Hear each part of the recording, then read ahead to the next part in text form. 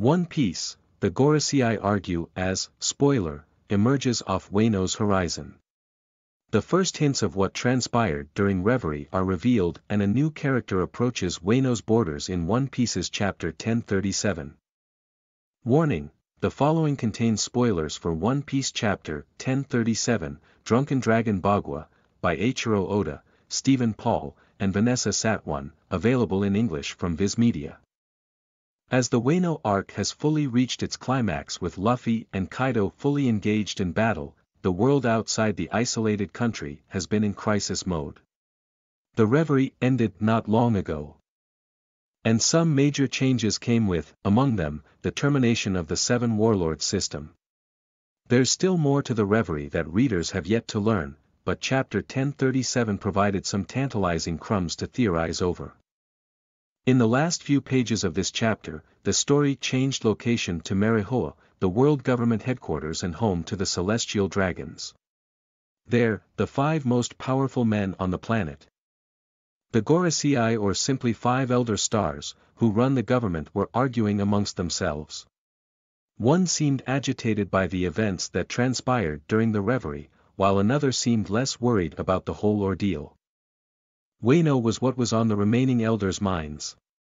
They were concerned with the battle between Kaido, the samurai, and the Straw Hats. An elder considered that they have the Marines posted outside the territory strike once Nico Robin has been captured. Of course, readers know that hasn't happened yet. Another elder concurred, saying this battle would be a perfect opportunity to do away with any inconveniences that can easily be swept under the guise as casualties from either side. Meanwhile, in the seas just outside Wano's borders, a fleet of marine vessels were anxiously awaiting orders. A terrified lookout in the crow's nest saw a massive shadow approaching.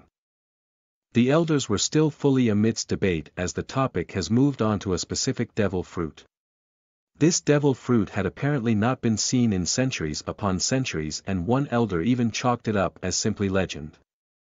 Yet, another elder retorted, why would the government bother to give that one specific devil fruit another name? He continued, stating that it must be to erase the fruit's name from the annals of history. The final panel ended on a massive elephant that wanders from out of the fog, approaching the marine vessels with ominous intent. There's a lot to unpack with this chapter. The elephant that the chapter ended on was likely Zenesha, the wandering elephant who carries the country of Zou on his back. However, this elephant could also just be a different Natami Narita elephant who was drawn to the conflict in Wano for reasons unknown. Potentially, it could be Momonosuke or Luffy, as they were both able to hear Zenesha's voice with the voice of all things in chapter 821 when Momo asked the elephant to destroy Jack's fleet. It is likely that this elephant is drawn to Wano currently for the same reason. The conversation between the elders was also of interest. They brought up a legendary devil fruit was thought just be a legend. It's possible this fruit was a talking point during the Reverie, which would explain why giving it a new name was discussed.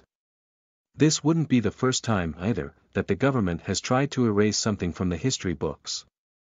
Just like with the Void Century. Although readers don't know what type of devil fruit it is, it must be extraordinarily powerful to have the Gorosei this rattled.